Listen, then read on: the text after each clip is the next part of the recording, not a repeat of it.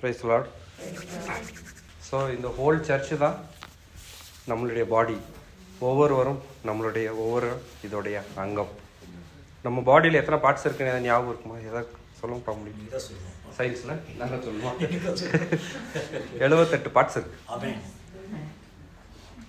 அது எண்ணக்கூடியாவது இருக்குது. அதை சார்ந்து இன்னும் நிறைய இருக்குது. ஆனால் அதில் ஏதாவது ஒரு பார்ட்டு குறைவாச்சுன்னு அதே மாதிரி இந்த சபையில் எல்லாருமே சந்தோஷமாக இருந்தால் இந்த சபை எல்லாமே வெளியில் இன்னும் போற்றப்படும்.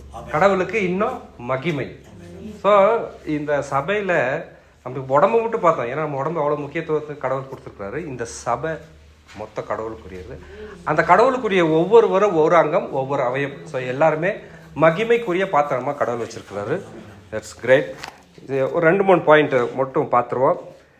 எதுக்கு சர்ச்சுக்கு வரோம்? நம்ம எப்போதுமே தேவனுடைய வசனம், தேவனுடைய வெளிப்படுத்துதல், தேவனுடைய வாக்குத்தத்தம். போன வருஷம் கொடுத்த வாக்குத்தத்தம் பூரா எல்லாருக்கும் ஞாபகம் இருக்கா?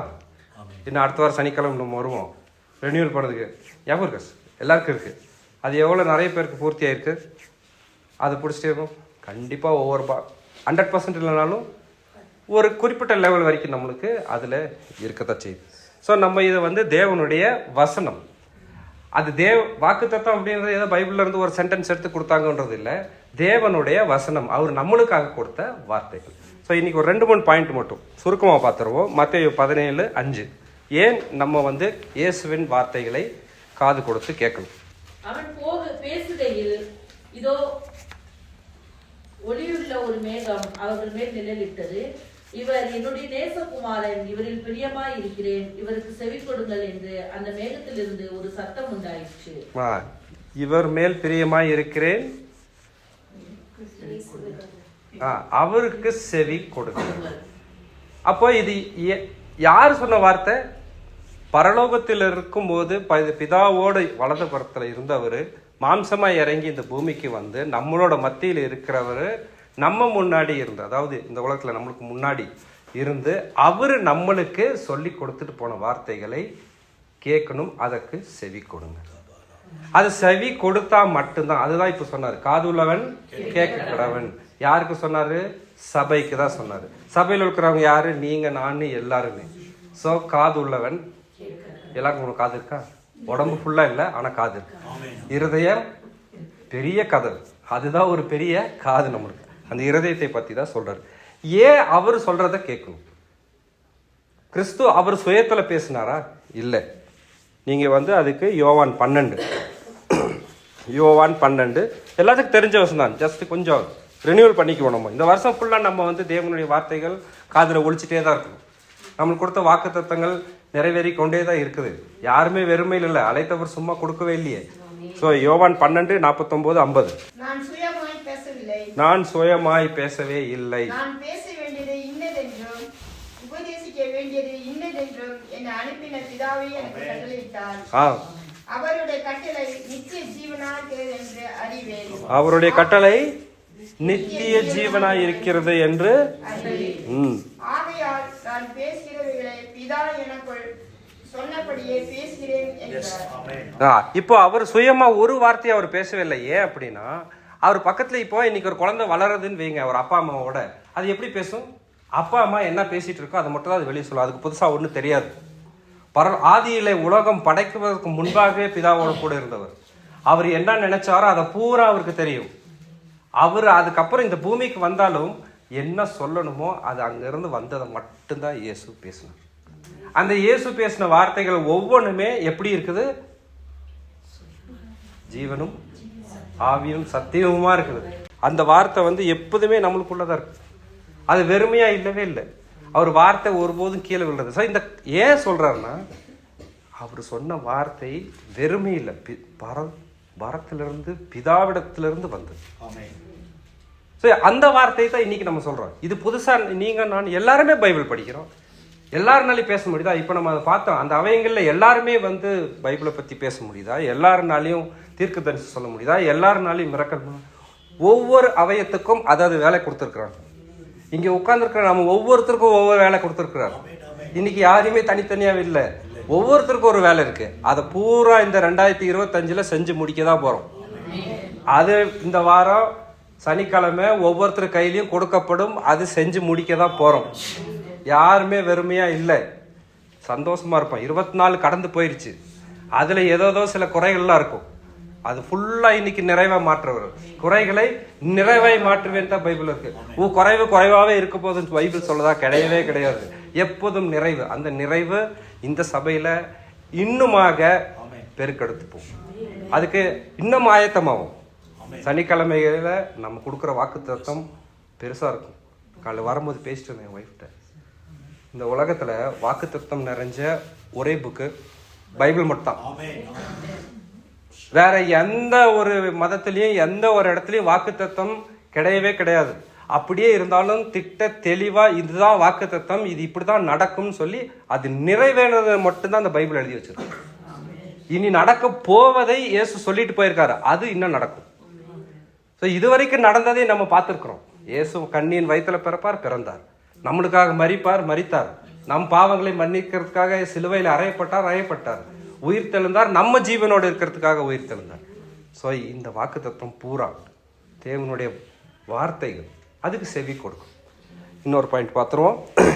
யாரெல்லாம் அவரோட வார்த்தையை பார்க்க முடியும்? யோவான் 10:27, என் ஆடுகள் என் சத்தத்துக்கு செவி கொடுக்கிறது. என் ஆடுகள், இங்க உட்கார்ந்துருக்கிற நம்ம எல்லாருமே அவருடைய ஆடுகள். என் சத்தத்திற்கு செவி கொடுக்கும். இன்னைக்கு இங்க வர சொன்னு அவர் கூப்பிட்டு இருக்கிறாரு. நீங்களா எந்திரிச்ச ஒன்றும் வரவே இல்லை. அப்படி பார்த்து நிறைய பேர் குளிர்ல இன்னொரு போத்திட்டு அப்படியே படுத்துட்டு தான் இருந்திருப்போம். ஆனா ஏன் இங்க வந்திருக்கோம்? அவர் குரலை கேட்கறதுக்கு. அப்போ அவருடைய வார்த்தைகள் நம்மளுக்குள்ள இருக்கும் போதுதான் அந்த ஆடுகள் மேய்ப்பன் பக்கத்துல போக முடியும். சாதாரணமா யாருனாலையும் போக முடியாது. பிதா கொடுக்கலன்னா குமாரன் கூட ஒன்றும் செய்ய முடியாது. ஸோ இன்னைக்கு பிதா எல்லாத்தையும் அழைச்சிருக்காரு. அதே எபிரேயர் 1வது அதிகாரம் 1-2. பூர்வ காலங்களில் இந்த கடைசி நாட்கள் குமாரன் மூலமா தமக்கு திருவுளப்பட்டினார். இவைகளை சர்வத்துக்கு சுதந்திரவாளியாக நியமித்தார். இவைகளை கொண்டு உலகங்களையும் உண்டாக்கினார். ஆதி காலத்துல பாத்தீங்கன்னா கடவுள் தேவன் தீர்க்க தரிசனர்கள் மூலியமா மட்டும்தான் பேசினார். நீங்க பாத்தீங்கன்னா புதிய ஏற்பாட்டுல தீர்க்க தரிசனம் அநேகர் இல்லாதனால இந்த பரிசேயர்களும் இந்த பாரிசீஸ் அவங்க முடியும் ஸ்கிரைப்ஸ் மூலியமா மட்டுமே பேசிட்டாங்க. ஏன்னா அவங்க சட்டத்திட்டங்களை மட்டும் சொல்லி மக்களை ஒருமைப்படுத்தினாங்க. இடையில பாத்தீங்கன்னா ஒரு 200 வருஷம் தீர்க்கதரிசி ஒண்ணுமே இல்லை பாருங்க. இயேசு அதுக்கப்புறம் யோவான் ஸ்தானகர்ல இருந்து அதுக்கப்புறம் திரும்ப வந்ததான் இயேசு வந்தார். ஸோ இதுக்கு முன்னாடி நம்ம பிதாக்களுக்கு தீர்க்க தரிசனிங்க மூலியமா பேசினார். ஆனா இன்னைக்கு யார் மூலியமா பேசுறாரு? இயேசு கிறிஸ்து மூலியமாக பேசி எல்லாமே முடிச்சுட்டு போயிட்டார். ஸோ இன்னைக்கு அந்த வார்த்தைகளை ரெனியூல் பண்ணிக்கணும். நம்ம வெறுமையில கிடையாது, அந்த வார்த்தைகள் எப்போதுமே வைக்கணும். இது எதுக்கு சொல்ல வரேன்னா, இந்த வார்த்தைகள் ஃபுல்லா எங்க இருக்கு? இந்த சர்ச்சில் சண்டே மட்டும் கேட்டுட்டு போறது இல்லை. பைபிளை நம்ம வருஷத்துல கண்டிப்பா ஒரு 1-2 டைம் கம்ப்ளீட்டா முடிச்சே ஆகணும் சைக்கிள். அதை நம்ம ஒழுங்குபடுத்திக்குவோம். இப்போ பார்த்தீங்கன்னா ஆதி காலத்தில் அவங்க அப்போஸ்தலர்கள் இருக்கும்போது ஒவ்வொரு வசனமும் சொல்லும் போது அது கரெக்டானு சொல்லி புக்கில் போய் திருப்பி எடுத்து சோதனை பண்ணி அதை உறுதிப்படுத்திக்கிட்டாங்க.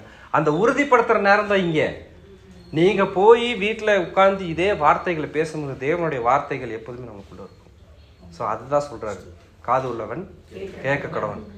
எல்லாருக்குமே நம்ம காது கொடுத்துருக்காரு, கேட்கணும். நிறைய சொல்லியிருக்கிறார். நானே ஒளி, நானே சத்தியம், நானே நல்ல மெய்ப்பெண், நானே உயிர்ப்பும் உயிருமாய் இருக்கிறவன், எல்லாமே நானேன்னு சொல்லிட்டாரு. ஸோ அப்போ அவரை தவிர ஏதாவது செய்ய முடியுமா? கடைசியா வசனம் பார்த்துருவோம், யோவான் 15:5. நானே திராட்சை செடி, நீங்கள் கொடிகள். ஒருவன் என்னிலும் நான் அவனிலும் நிலைத்திருந்தால் அவன் மிகுந்த கனிகளை கொடுப்பான். என்னை இல்லாமல் உங்களால் ஒன்றும் செய்யக்கூடாது. என்னால் அன்றி உங்களால் ஒன்றும் செய்யக்கூடாது. இங்க என்ன சொல்லியிருக்கா? You can do nothing without me இங்கிலீஷ்ல போட்டிருக்கு.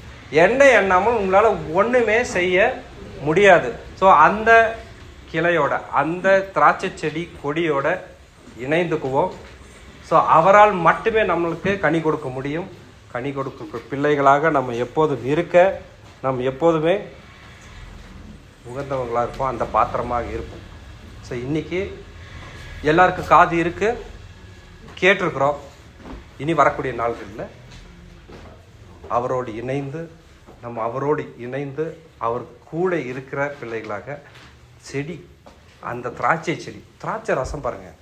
அந்த காலத்தில் திராட்சை ரசம் அவ்வளோ முக்கியத்துவம் வருது. இந்த திராட்சை இன்னும் என்ன சொல்லுது, அதை நம்ம இப்போ திராட்சையை குடிக்கிறது என்ன பண்ணுறோம், அவருடைய ஆவி. ஸோ அவருடைய ஆவி இல்லாமல் நம்மளால் ஒன்றுமே பண்ண முடியும். ஸோ அந்த ஆவிக்குரிய அந்த செடி கூட இணைந்துக்குவோம். இந்த வருடம் முழுவதும் தேவனுடைய வார்த்தைகளை படிப்போம். இந்த பைபிளை அடுத்த வருஷம் திருப்பி இதே மாதிரி ஃபஸ்ட்டு வருஷத்தில் கேட்கும்போது இன்னும் ஒரு தடவை கூட படிக்கலன்னு பிரதர்னு யாரும் சொல்ல வேண்டாம். பைபிளை கண்டிப்பாக ஒரு 2 இல்லை 3 தடவை திரும்ப நம்ம படித்தே ஆகணும். நம்ம சாப்பாடு சாப்பிட்ற மாதிரி அது ஜீர்ணிச்சாகி ரத்தத்தில் போய் கலக்கும். ஸோ இந்த வார்த்தைகள் எப்போதுமே நம்மளுக்குள்ளே கலந்து தான் இருக்கும். வார்த்தை உள்ளே போக போக, ஏன்னா நம்ம பீட்டர் என்ன சொல்கிறார், எங்கப்பா போவோம், வார்த்தை ஜீவன் உள்ள வார்த்தை உங்கள்கிட்ட தான் இருக்கும். ஸோ ஜீவன் உள்ள வார்த்தையை கேட்க தான் வந்திருக்கோம், கேட்போம், அதையே பிடிச்சுக்குவோம், ஜீவனோடு இருப்போம். நம்மளுக்கு இனி சாவு கிடையாது. ஜீவனோடு இருக்கிறதுனா தேவனோடு இணைந்து இருக்கும்.